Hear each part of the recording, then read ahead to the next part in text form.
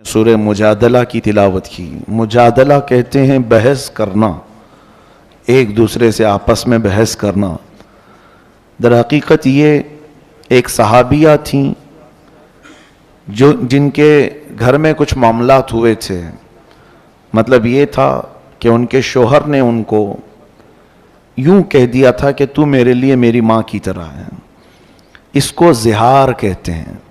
ایک ہوتی ہے طلاق اور ایک ہے زہار۔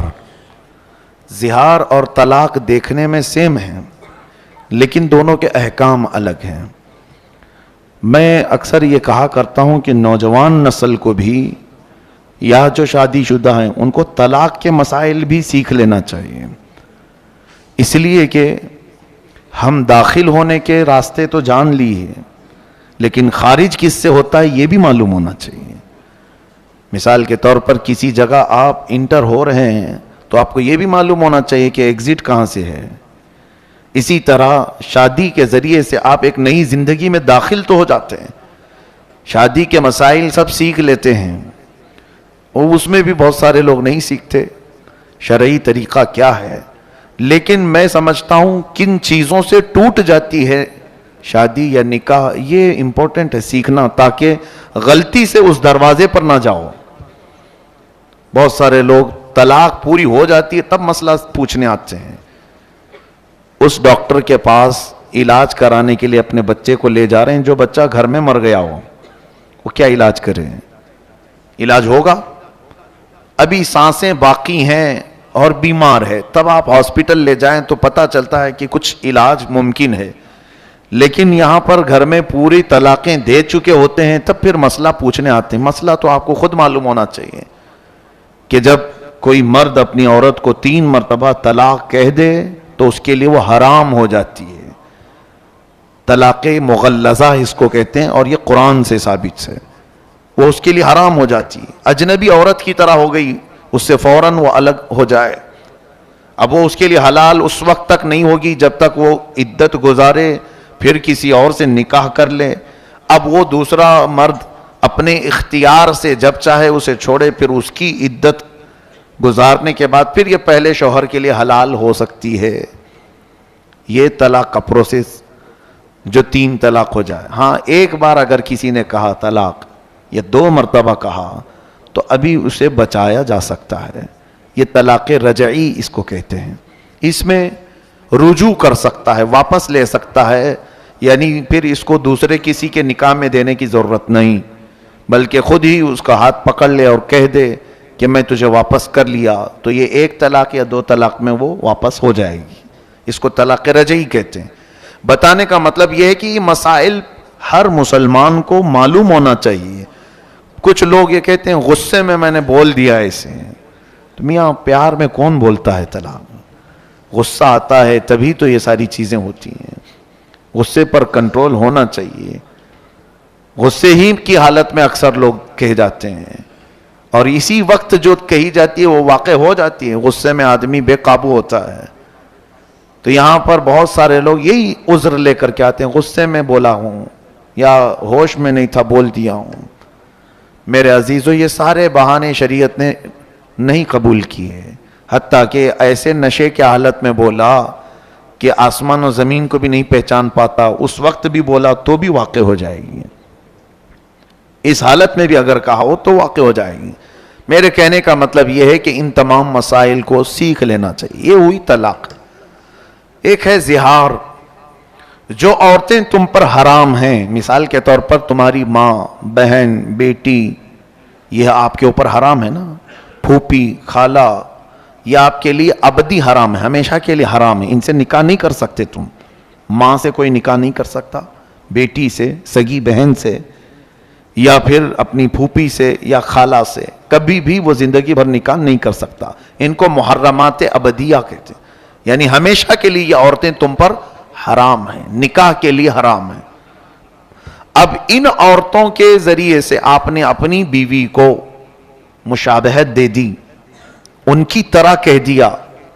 اپنی بیوی کو کہا کہ تو میری پھوپھی کی طرح ہے، تو میری خالہ کی طرح ہے میرے لیے، یا میری بہن کی طرح ہے، یا پھر ایک عضو کو بھی کہہ دیا کہ تیرا پیٹ یا تیری پیٹھ یا کوئی حصہ میری ماں کی طرح ہے تو اس کو کہتے ہیں زہار. وہ عورت تم پر حرام ہو گئی, طلاق نہیں ہوئی لیکن وہ حرام ہو گئی, اب تم اسے چھو نہیں سکو گے. یہ زہار ہے. اس کے مسائل ابھی آئے نہیں تھے. ایک صحابیہ کے ساتھ ایسا ہوا, عمر دراز خاتون تھی, ان کے شوہر بھی صحابی رسول ہیں, دونوں میں کچھ تکرار ہوئی گھر میں, تو شوہر نے کہہ دیا کہ تو میرے لیے ماں کی طرح ہے. تو وہ روتے ہوئے باہر نکلی اور آئی حضور صلی اللہ علیہ وسلم کے پاس کہ آقا اس مسئلے کو بتائیں, اتنی عمر ہو گئی, بڑھاپا آ گیا, اب جا کر میرے شوہر نے مجھے ایسا کہہ دیا, کیا کروں؟ نبی کونین صلی اللہ علیہ وسلم نے کچھ نہیں بتایا, خاموش رہے, کیونکہ ابھی مسائل آئے نہیں تھے, ابھی کوئی حکم اس مسئلے کے بارے میں آیا نہیں تھا. تو وہ باہر نکلی اور زور زور سے بحث کرنے لگیں اپنے شوہر سے یا کچھ, کہ میرا مسئلہ معلوم ہو جائے, کیا کروں, میں گھر میں رہوں یا باہر جاؤں. وہ چلا رہی تھی. تب اللہ تبارک و تعالیٰ نے جبرائیل امین کے ذریعے آیت نازل فرمائے, قد سمع اللہ قول التی تجادلک فی زوجہا وتشتکی الی اللہ. اللہ نے اس عورت کی بات سن لی جو اپنے شوہر کے بارے میں آپ سے بحث کر رہی ہے اور اللہ کی بارگاہ میں شکایت کر رہی ہے کہ میرا مسئلہ واضح کیا جائے. واللہ یسمع تحاورکما ان اللہ سمیع بصیر. اللہ نے آپ دونوں کی گفتگو کو سن لیا ہے اور اللہ سمیع و بصیر ہے, سنتا بھی ہے, دیکھتا بھی ہے. اب آگے مسائل اللہ نے نازل فرمائے. الذین یظاہرون منکم من نسائہم ما ہن امہاتہم, ما ہن امہاتہم یعنی وہ تمہاری مائیں نہیں ہیں, لیکن اگر تم نے ایسا کہہ دیا تو یہ غلط کیا تم نے. اب کیا کرے؟ اللہ تعالیٰ فرماتا ہے والذین یظاہرون من نسائہم ثم یعودون لما قالوا فتحریر رقبۃ من قبل ان یتماسا. ایک غلام کو آزاد کرنا ہوگا جس نے بھی ایسا کہا ہے. غلامی کا زمانہ تو اب ہے نہیں, پہلے غلام ہوتے تھے, ایک غلام آزاد کرو, اب یہ پھر تمہارے لیے حلال ہو جائے گی. نہیں ہے اگر, آگے سنیے آیت اور بھی اللہ فرماتا ہے فَمَن لَّمْ يَجِدْ فَصِيَامُ شَهْرَيْنِ مُتَتَابِعَيْنِ مِن قَبْلِ أَن يَتَمَاسَّا. جس کے پاس غلام نہیں ہے تو پھر وہ کنٹینیو 2 مہینے روزے رکھے, تب جا کے وہ تمہیں حلال ہوگی. 2 مہینے مسلسل روزے رکھے, ایک بھی اگر بیچ میں چھوٹ گیا تو پھر اثر 9 رکھے. 60 روزے رکھنا ہوگا. شہرین متتابعین, اللہ نے فرمایا 2 کنٹینیو روزوں, 2 مہینوں کو روزے کی حالت میں گزارنا ہوگا, لیکن اتنے دنوں تک عورت کو چھو نہیں سکتے, وہ تمہارے لیے حرام ہے. اب یہ بھی اگر کوئی نہیں کر سکا 2 مہینے کے روزے, آگے رب تعالیٰ فرماتا ہے فَمَن لَّمْ يَسْتَطِعْ فَإِطْعَامُ 60 مسکینا. تو 2 مہینے کے روزے نہیں رکھ سکتا تو 60 مسکینوں کو کھانا کھلائے. وہ ایک ٹائم پہ کھلائے یا ایک مسکین کو 60 دن کھلائے, دونوں صورتیں ہیں. اب یہ 60 مسکینوں کو کھانا کھلانے کے بعد پھر تمہاری بیوی تمہارے لیے حلال ہوگی. طلاق کا پروسیجر الگ ہے اور اس کا الگ ہے. یہ زہار کہتے ہیں. یہ زہار کے مسائل شروع پارے میں ہی بیان ہوئے, لیکن خبردار اے میرے عزیزو, کچھ لوگ یہ زہار کو یا طلاق کو گالی سمجھتے ہیں. گالی دینا یعنی عورت کو کیوں بھائی طلاق کیوں کہا, گالی دینے کے لیے کہہ دیا. یہ گالی نہیں, گولی ہے, نکل جاتی ہے. گالی اس طرح سے نہیں ہوتی, اور در حقیقت اسلام میں گالی حرام ہے. ہاں, ڈانٹنے کی نیت سے تم کچھ اور الفاظ استعمال کر سکتے ہیں, اس کو کسی بھی طرح سے آپ ڈانٹ سکتے ہو تو دوسرے الفاظ میں ڈانٹیں, لیکن یہ الفاظ طلاق کے یا زہار کے ہرگز نہ بولیں. کبھی بھی اپنی عورتوں کو کسی نے اگر یہ الفاظ استعمال کر لیے کہ تو میرے لیے میری ماں کی طرح ہے, میری بہن کی طرح ہے, میری بیٹی کی طرح ہے, تو میرے لیے میری پھوپھی کی طرح ہے, میری خالہ کی طرح ہے, تو یہ الفاظ جو ہیں زہار کے ہیں, عورت اس پر حرام ہو جاتی ہے. پھر اگر حلال کرنا ہے واپس اپنی عورت کو تو کنٹینیو 2 مہینے کے روزے رکھے, یا تو پھر 60 مسکینوں کو کھانا کھلائے, تب وہ عورت حلال ہوگی.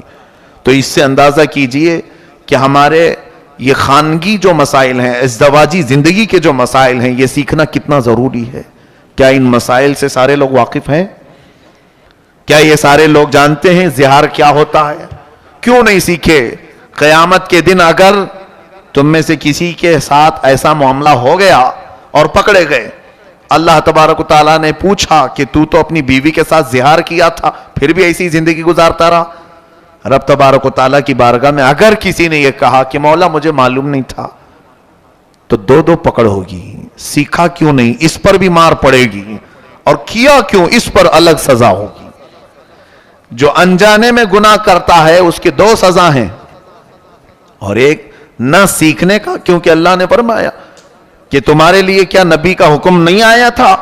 طلب العلم فریضۃ علی کل مسلم و مسلمہ، ہر مسلمان مرد اور عورت پر اتنا علم سیکھنا فرض ہے جس سے وہ اسلامی زندگی گزار سکے۔ یہ علم تو ہر ایک مسلمان پر فرض تھا، تم نے نہیں سیکھا، یہ غلطی تمہاری ہے۔ تو دو سزائیں ہیں وہاں پر، ایک نہ جاننے کی سزا اور ایک گناہ کرنے کی سزا۔ اس لیے میرے عزیزوں ان مسائل کو باریکی کے ساتھ یاد کر لو۔ آج لوگ بڑے بڑے ڈسکشن میں رہتے ہیں، انٹرنیٹ پر مناظرے کرتے رہتے ہیں، اور وہ بھی جس سے ان کا حاصل ہی نہیں، کچھ ضرورت نہیں ہے، ایسی چیزیں پوچھتے رہتے ہیں، تاریخ کی باتیں۔ حضرت موسیٰ علیہ السلام ناشتے میں کیا کھاتے تھے؟ حضرت عیسیٰ علیہ السلام کا گھر کیسا تھا؟ حضرت ابراہیم علیہ السلام کس وطن میں رہتے تھے؟ یہ تاریخی انفارمیشن ہے۔ تم یہ پوچھو کہ کون سی چیز میرے لیے حلال ہے اور کون سی چیز میرے لیے حرام ہے۔ کمائی کے معاملات میں، کھانے پینے کے معاملات میں، گھریلو زندگی کے معاملات میں، نماز کے مسائل، وضو کے مسائل، یہ تمام چیزیں چھوڑ دیا، اور پھر انٹرنیٹ میں لا یعنی چیزیں جس سے اس کا یعنی عملی زندگی میں کوئی تعلق نہیں ہے، ایسے مسائل میں یہ پڑ گئے ہیں۔ اور اسی وجہ سے آج دیکھیں وہ لوگ اپنے ہاتھ میں قلم اور فتویٰ لے کر کے گھوم رہے ہیں جن کو ابھی استنجا کے مسئلے بھی نہیں معلوم، اور وہ بڑے بڑے لوگوں کے ایمان ناپ رہے ہیں کہ یہ مسلمان ہے کہ یہ کافر ہے، یہ دائرہ اسلام سے نکلا ہوا ہے، خود کو یہ نہیں معلوم کہ ابھی میں اسلام پر پورا قائم ہوا کہ نہیں ہوا۔ میرے عزیزوں، آج کے دور میں جتنی چیزیں آپ کو سیکھنا ضروری ہے ان تمام چیزوں کی طرف دوڑو۔ زندگی بہت تیزی سے نکلتی جا رہی ہے، جو ضروری مسائل ہیں ان سب کو کسی نہ کسی ذریعے سے سیکھو، علمی محفلوں میں بیٹھو یا علماء کی صحبت اختیار کرو۔ کیا علماء صرف تعویذ گنڈے کے لیے ہی ہیں؟ دھاگے دم درود اسی کے لیے ہیں علماء؟ بچے بیمار ہوں، گھر میں مصیبت ہو، اسی لیے علماء ہیں؟ علماء کرام کے پاس آپ زیادہ سے زیادہ علم سیکھنے کے لیے وقت گزارو۔ تو کئی چیزیں میں دیکھتا رہتا ہوں، علماء کا کام کیا ہے، ہم بھی اس دور سے گزر رہے ہیں، لوگوں نے ان کو کیا چیز بنا رکھا ہے۔ اگر کچھ اچھے لوگ ہیں، مؤدب لوگ ہیں، آتے بھی ہیں، تو وہ اپنی ضروریات کے اعتبار سے بیمار ہے۔ میں یہ منع نہیں کر رہا ہوں، ٹھیک ہے، اس کے ساتھ کچھ اور بھی چیزیں ہیں، کچھ محفلیں ہیں، علمی محفلیں، اس میں کیوں نہیں حاضر ہوتے؟ اپنے بیمار بچوں کو لے کر کے آتے ہیں۔ 2 طرح کے لوگ آتے ہیں، یا تو پھر دعا کروانے کے لیے، یا تو پھر لوگوں کی غیبت کرنے کے لیے۔